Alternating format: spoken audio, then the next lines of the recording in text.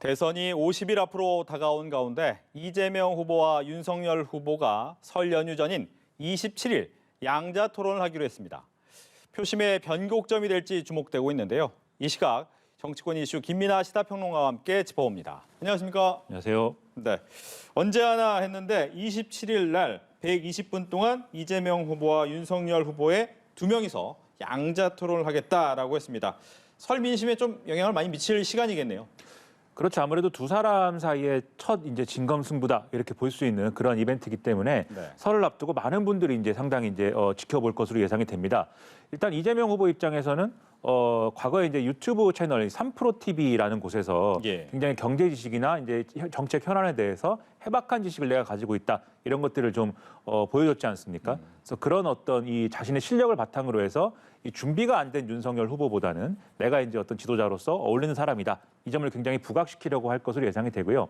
반면 윤석열 후보의 입장에서는 이재명 후보의 약점이라고 할 수 있는 대장동 개발 의혹이라든지 그리고 이제 뭐 변호사비 대납 의혹 최근에 불거진 이런 문제들 집중적으로 거론을 좀 하면서 본인이 준비되지 않은 후보라는 거를 불식시킬 수 있는 그러한 좀 정책 이슈들을 또 공세적으로 제기할 것으로 이제 보이는데 아무래도 이제 토론 양상의 자체는 좀 이재명 후보가 아무래도 달변이고 여러 가지를 이제 좀 말을 현란하게 하는 그런 스타일이기 때문에 이 토론에서 이제 이미지 자체는 이제 좀 이재명 후보가 뭔가 말을 더 잘해 이런 이미지가 있을 것 같아요. 근데 지금 보면 그렇게 들었지만 뭐 당에 가봐야 알겠지만 근데 문제는 이렇게 한 사람은 말을 잘하고 한 사람은 제대로 못한다라는 게 과연 유권자들의 표심에 어떤 영향을 미칠 거냐는 또 다른 문제거든요.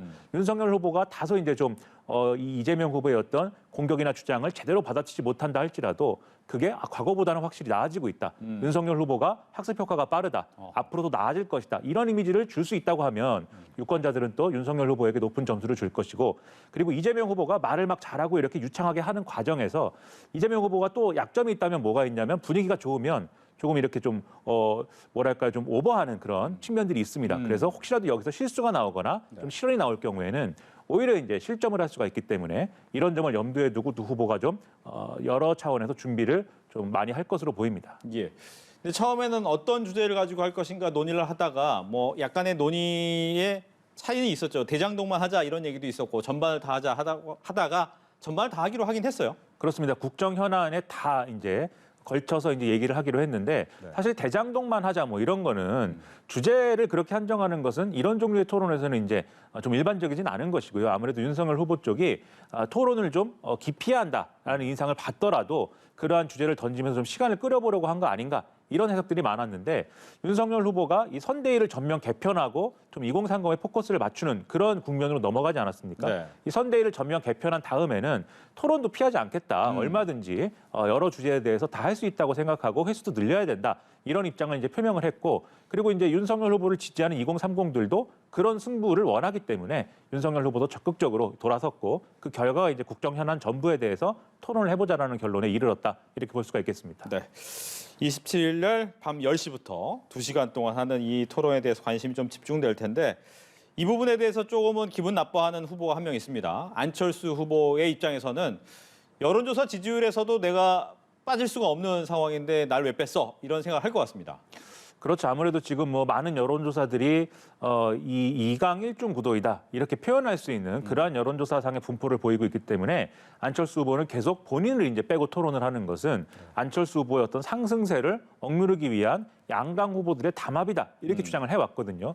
실제로 이제 오늘 뭐 이 항의 방문도 선관위 한다 그러고 그다음에 가처분 신청도 하겠다라고 얘기를 해놨기 때문에 이게 실제로 이제 진행이 될 것으로 보이는데 문제는 이제 가처분 신청이나 이런 것들이 실제 효과를 거두냐는 좀 의문이 있죠. 이건 좀 지켜봐야 될 문제이긴 하겠지만 아무래도 이제 지금 이제 하겠다는 토론이라는 거는 법정 토론인 것이 아니고 말 그대로 이제 언론사가 자체적으로 이제 주관해서 하는 토론의 형식이기 때문에 후보들하고 언론사가 합의가 되면 그대로 이제 할 수 있는 것이거든요. 그렇기 때문에 여기에 대해서 안철수 후보가 법적인 쟁점을 제기를 하면 그게 이제 받아들여질 것이냐 그건 이제 뭐 좀 의문이 있는 대목이고요. 예를 들어서 이제 안철수 후보의 말이 주장이 이제 받아들여지려면 사실 어떤 기준을 가지고 그러면 이 토론을 하는 것이 그럼 지금 상황에서 맞느냐라는 추가적인 어떤 이 쟁점들이 발생을 합니다. 예를 네. 들면 안철수 후보는 2강 1중이기 때문에 3자 토론을 해야 된다는 입장에 가까운데 그렇죠. 그렇게 볼 때는 그러면 4등 후보는 그럼 왜 배제해야 되는 거냐? 그러면 여론조사는 어떤 여론조사를 어느 수치를 기준으로 그럼 판단하는 거냐? 이런 쟁점이 제기가 될 수 있겠고요. 만약에 4등 후보까지, 심상정 후보까지 포함해서 하자라고 했을 때는 김동연 후보도 있지 않느냐? 뭐 이런 쟁점도 제기가 될 수 있고 기준을 뭘로 삼을 거냐? 이건 여러모로 어려운 부분이 있고 이 법정 토론의 경우에는 기준이 있습니다. 네. 이 세 가지 기준이 있는데 뭐 의석수를 얼마 이상 가지고 있는 정당이 추천한 후보자라든가 직전 이제 전국 단위 선거에서 몇 % 이상의 득표를 한 정당이 추천한 이제 후보자라든가 네. 그리고 일정 기간 여론조사에서 평균 몇 %에 해당하는 후보라든가 뭐 이런 기준이 있는데 그 기준을 똑같이 적용을 한다고 하면은 그건 이제 사실상 법정 토론의 횟수를 늘리는 효과밖에 안 되는 거거든요. 그렇죠. 그래서 이제 법적인 쟁점으로 따질 때는 지금 안철수 후보가 이렇게 좀 의의를 제기하는 게 효과가 있는 거냐는 좀 의문인데 다만 안철수 후보가 주장할 수 있는 바는 아마 이런 건 있을 것 같습니다. 어쨌든 공중파라는 것은 공공재로서의 성격도 있는 거거든요. 그래서 이 양당 후보들만의 어떤 토론이라는 것은 결국 양당 후보를 이 지지하지 않는 유권자들의 어떤 선택권이라든가 이런 것들을 제약하는 효과를 실질적으로 이제 발생시키기 때문에 이 전파가 공공재라는 점을 감안하면 좀 더 공공성 있는 방식으로 토론을 추진하는 게 좋고 그러면 최대한 다자 토론이 좀 더 거기에 맞는다라고 하는 주장은 또 할 수 있을 것 같아요. 그래서 이런 것들에 대한 이제 판단 어떻게 할 것이냐 이런 것들이 쟁점이 될 것 같습니다. 알겠습니다. 이제 선거가 50일 남았습니다. 100일 했는지가 엊그제 같을 때 벌써 50일인데 아마 후보자들은 훨씬 더 시간을 빨리 지나간다라고 생각이 될 것 같은데 한 명 한 명 좀 얘기를 해보겠습니다. 먼저 이재명 후보 같은 경우에는 박스권에 갇혀 있다라는 얘기가 나올 정도로 40%를 넘어서지 못하고 있습니다. 즉 문재인 대통령의 어떻게 보면 국정수행 찬성보다도 낮은 지지율이 계속 나오고 있는데 남은 50일간 어떻게 해야 됩니까? 이제 이재명 후보의 기본적인 전략은 본인이 이제 좀 흠이 있는 후보일 수 있는데 네. 그렇게 보실 수 있는데 그것을 이제 상쇄할 만큼의 유능함을 갖추고 있다. 이게 이제 이재명 후보의 기본적인 전략이거든요. 그래서 흠에 대해서는 좀 반박을 하고 설명을 하고 해명을 하면서도 좀 인정할 것은 좀 인정하면서 그러면서도 유능함을 이제 부각시키기 위해서 정책 공약 위주의 행보를 계속해서 가속화한다. 이런 전략을 가지고 있고 네. 그걸 통해서 이제 정권 교체 여론이라는 벽을 돌파해 보려는 시도를 하고 있는데 문제는 이제 이러한 유능함을 부각시키기 위한 이제 지난주의 행보들이 그렇게 이제 조명이 많이 되지 않았어요. 왜냐하면 이제 이재명 후보가 워낙 이제 대형 공약들을 내놓으면서 네. 이제 뭐 디지털 대전환이라든지 산업구조의 개편이라든지 이런 것들을 쭉 내놨지만 이런 것들이 이 상대 후보 윤석열 후보의 어떤 2030 행보라든지 그런 것들을 통해서 지지율이 뭐 반등하고 있다 뭐 이런 소식이라든지 그런 것들에 좀 시선이 쏠리면서 좀 가려지는 효과가 있었던 것이고 네. 특히 주말 접어들면서는 이 김건희 씨 녹취록 얘기가 나오면서 이 주말 동안에 이재명 후보가 뭘 했는지 사실 많은 분들이 모릅니다. 아하. 이 뉴스가 이제 그쪽으로 확 묻히다 보니까 네. 이런 이제 상황이 이어지다 보니까 이재명 후보로서는 유능함을 어필하기 위한 이러한 기회가 좀 줄어든 측면들이 있고요. 반면 흠은 좀 이렇게 크게 보이고 있습니다. 지난주에 이제 그 변호사비 대납 의혹을 제기했던 분이 사망하는 사건이 일어났기 때문에 그리고 이 사건에 대해서 국민의힘 측에서 뭐 간접 살인이다, 뭐 연쇄 살인에 비유하면서 그리고 영화 아수라 뭐 이런 시나리오를 얘기를 하면서 이재명 후보의 비호감도를 상당히 키워놨기 때문에 이 흠이 많은 후보야라는 건 또 이제 커진 상황이에요. 그러다 보니까 추가로 이 지지율을 상승시킬 수 있는 동력을 지금 못 찾은 그런 이 한 주가 돼버렸고 네. 여기에 더해서 이제 정권 교체 여론을 뚫고 가려면은 정권 교체 여론 자체가 좀 약화되는 이런 것들이 필요한데 그게 이제 윤석열 후보가 제대로 이제 좀 치고 나가지 못하면서 이 정권 교체 여론 자체가 좀 완화되는 효과를 기대할 수가 있었습니다. 그런데 그것의 방파제 역할을 지금 안철수 후보가 또 하고 있어요. 윤석열 후보 실망층이 안철수 후보에 대해 기대를 또 걸면서 여전히 정권 교체 여론이라는 울타리 안에는 이제 존재하고 있는 거고 이게 이재명 후보가 치고 올라갈 수 있는 영역에서 새로운 천장의 기능을 하고 있는 거거든요. 그러니까 원래대로 하면 이재명 후보가 윤석열 후보에서 빠진 지지율이 본인한테 와야 되는데 오다가 막혔다는 거죠. 안철수 이게 후보한테. 뭐 일부는 흡수를 하고 일부는 이제 부동층으로 빠지거나 이 여론조사상에서 잡히지 않는 이제 그런 층이 돼야 되는데 네. 그래서 상대적으로 이재명 후보가 윤석열 후보의 우위를 보이고 있다라고 하면은 그 우위를 보이기 때문에 추가로 올라가는 지지율이 또 있거든요.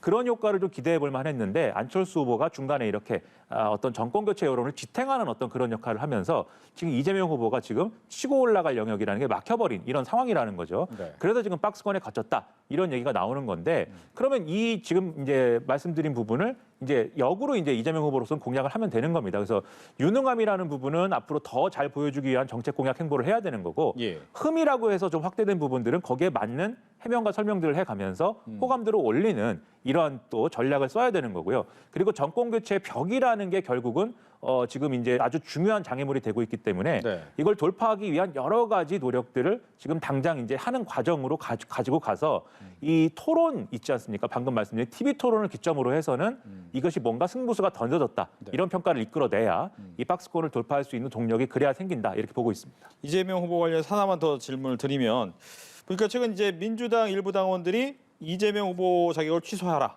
라는 이제 가처분 신청을 냈단 말이죠. 말씀하신 것처럼 박스권에 갇혀 있는 것이 외부적 요인 그리고 본인에 대한 흠에 대한 요인이 있었다면 당내에서도 그 부분을 받쳐주지 못하는 것 아니냐라는 생각이 드는 부분입니다. 이 부분은 어떻게 해야 됩니까?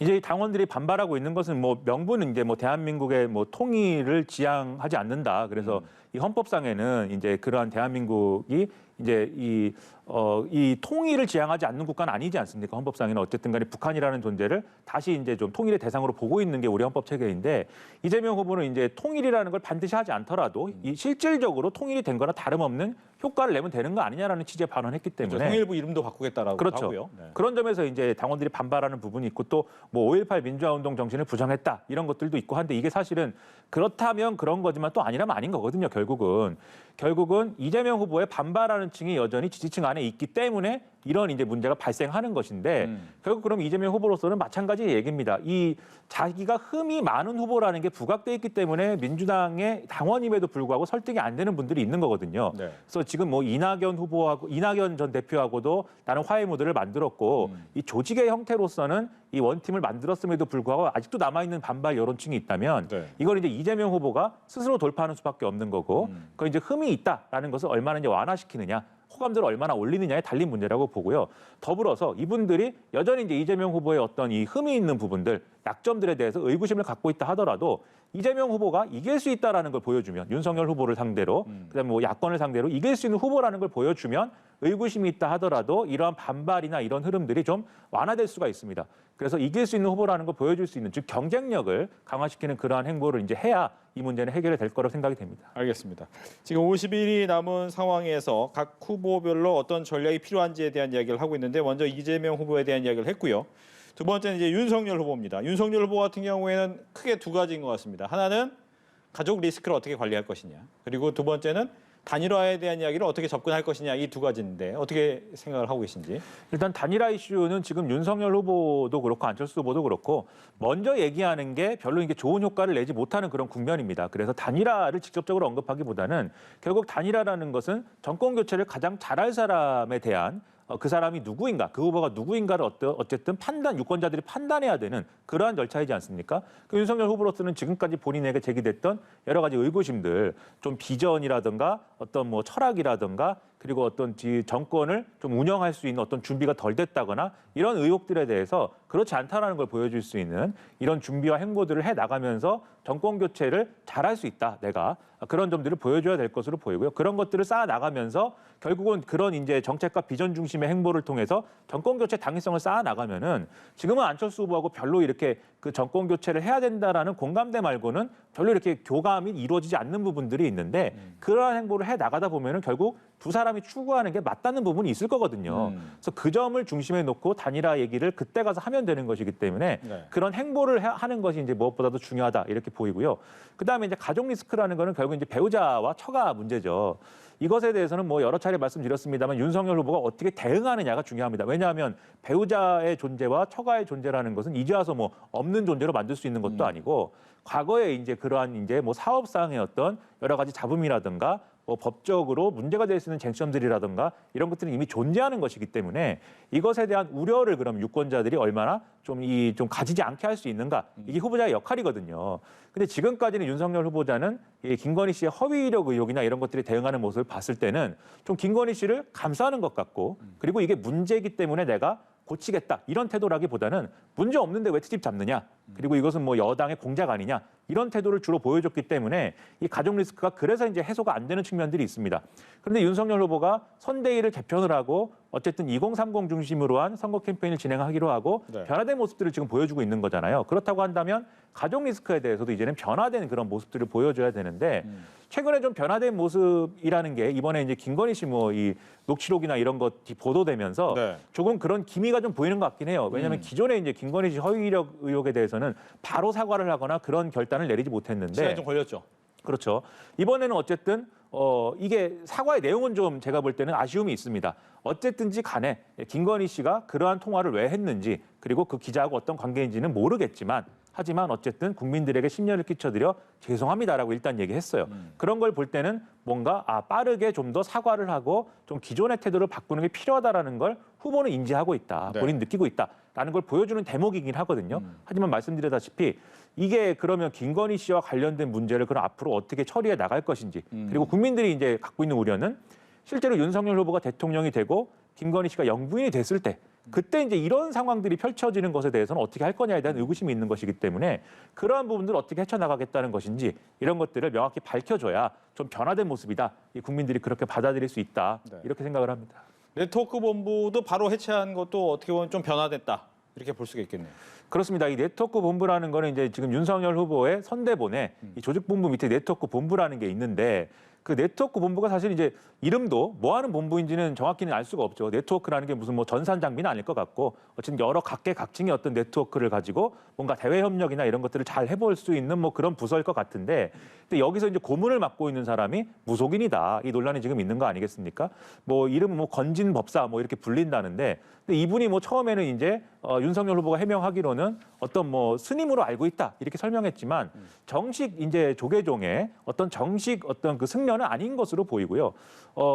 좀 여러모로 어떤 정체가 좀 의심스러운 분인 것 같습니다. 그런데 이런 분이 이 네트워크 본부에서 활동을 하면서 윤석열 후보하고 상당히 가까운 모습인 것 같은 그런 장면들을 연출한 부분도 있고, 심지어는 내부에서 윤석열 후보가 예를 들면 뭐 어디에 방문하기로 했는데 이 건진 법사라는 사람이 의견을 내서 그러한 일정이나 메시지가 권한을 갖고 있지 않은 이런 건진 법사의 의견대로 조율되고 바뀌는 거 아니냐, 이런 의혹도 있다. 이런 이제 의혹이 나오다 보니까 지금 이것을 뭔가 설명해야 되고 해명해야 되는 것이 좀 이제 발등에 불이 떨어진 상황이죠. 그러다 보니까 오늘 권영세 이제 선대본부장이 이 네트워크 본부를 그냥 해산해 버리고 이것은 윤석열 후보의 결단에 의해서 해소하는 것이다라고 밝혔는데요. 이건 당연히 뭐 아까 말씀하신 대로 뭔가 빠른 대응, 이 뭔가 해산이라는 좀 전격적인 어떤 대응을 해보겠다는 의지를 보여준 것으로 우리가 평가를 할 수 있을 것 같습니다. 다만 이게 단지 이제 무속인이 있다를 넘어서서 문제가 되는 게 김건희 씨의 녹취록하고 연관되는 그런 효과를 지금 거두고 있기 때문에 이게 문제예요, 사실.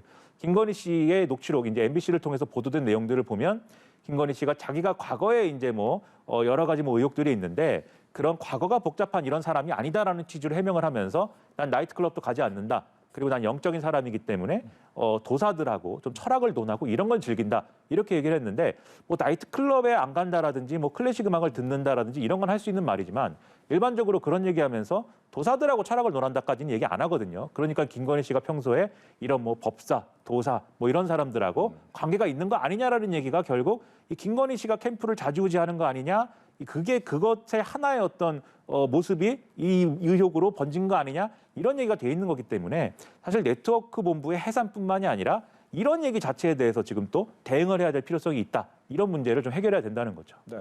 뭐 국민의힘에서는 그 건지법사가 고문을 맞지 않고 있다라고 이제 해명을 했다라는 부분을 또 같이 말씀을 드려야 될 것 같고, 김건희 씨 같은 경우에도 녹취록을 보면 이제 도사 얘기 나오지만 자기는 무속인 안 만난다, 무속인보다 더 세다 이런 얘기도 하기 때문에 또 다른 의미에서 약간의 상충되는 부분은 없지 않아 있습니다. 그렇기 때문에 그런 부분에 대해서 나중에 어떻게 또 진행이 되는지 봐야 될 것 같습니다.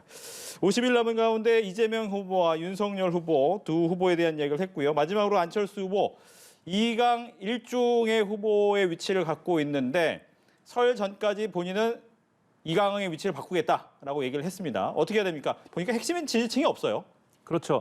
이 안철수 후보의 경우에는 사실 윤석열 후보랑 비슷한 딜레마가 좀 있는 부분이 있는데 기억을 되살려 보시면은 윤석열 후보가 국민의힘에 입당하기 전에 즉 정치 참여 선언을 하고 대선 출마를 기정사실화하는 그 국면에서는 상당히 지지율이 높았고 그리고 거의 겨룰 사람이 없을 정도로 윤석열 후보가 출마하면 거의 정권 교체가 되는 거 아니냐 이렇게 생각할 수 있을 정도의 높은 지지율을 구가했습니다. 네. 근데 그게 왜 그랬냐면은 그때까지는 이 문재인 정권에 대한 어떤 반발 여론 이런 것들이 굉장히 강해져 있는 상황에서 윤석열 후보 정치인으로서의 윤석열을 사람들이 모르니까 이 문재인 정권에 대한 반감 그리고 문재인 정권에 대한 반대가 되는 어떤 가치나 이런 것들을 다 윤석열 후보한테 투영을 해서 윤석열 후보가 아마 그러한 가치를 구현할 수 있는 사람일 거다라고 이제 믿었기 때문에 이제 그런 지지율이 높게 나온 측면들이 있었거든요. 근데 그때와 비교해 보면 사실 윤석열 후보 지금 이제 정치인 윤석열로서의 상황은 좀 초라해졌죠. 네. 왜냐하면 실제로 윤석열 후보가 검증대 위에 올라가서 이 정책, 비전, 철학 그리고 뭐 개인사 이런 것들에 대한 다양한 검증에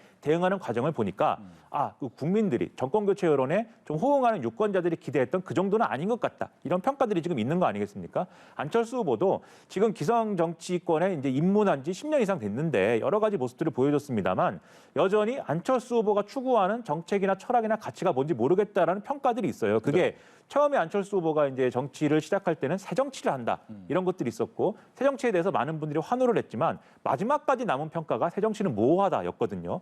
그 이후에 본인의 어떤 그러한 정책 비전을 보여준 바가 없습니다. 지금도 마찬가지인데 윤석열 후보가 좀 여러모로 부족한 후보 아니냐, 준비가 안 되지 않았느냐라는 반발 여론이 안철수 후보한테 쏠렸기 때문에 지금 삼강 구도를 만들 수 있다라는 자신감이 생긴 거지 않습니까? 안철수 후보가. 그렇다라고 한다면 이것을 이제 고정 지지층화 시키기 위해서는 지금까지 하지 못했던 일, 자신의 이제 정책 비전이라든가 이런 것들을 명확하게 그런 걸 가지고 이 윤석열 후보의 반사체가 아니라 본인이 발광체가 될 수 있는 이런 행보들을 거듭해야 되는 거거든요. 근데 지금까지 여러 가지로 구체적인 정책 대안이나 이런 것들을 제시를 하려고 노력은 했지만 총괄적으로 안철수라는 것은 어떤 정치야. 라는 이미지 형성에는 아직 성공하지 못하고 있기 때문에 이 부분에 주력하는 게 앞으로 남은 과제라고 생각을 합니다. 네. 끝으로 최근 이슈 중에 언론인들 중에서 이제 정치 바람이 불 때 가는 경우가 꽤 있긴 있습니다. 대선 때. 근데 이제 이재명 후보 직속으로 JTBC의 이제 기자, YTN 앵커 한 분씩이 이제 가게 됐는데 논란이 좀 됩니다. 왜냐하면 과거 이제 KBS의 민영욱 전 의원 같은 경우에 옮겼을 때 민주당이 굉장히 큰 반발을 했거든요. 어떻게 보셨습니까?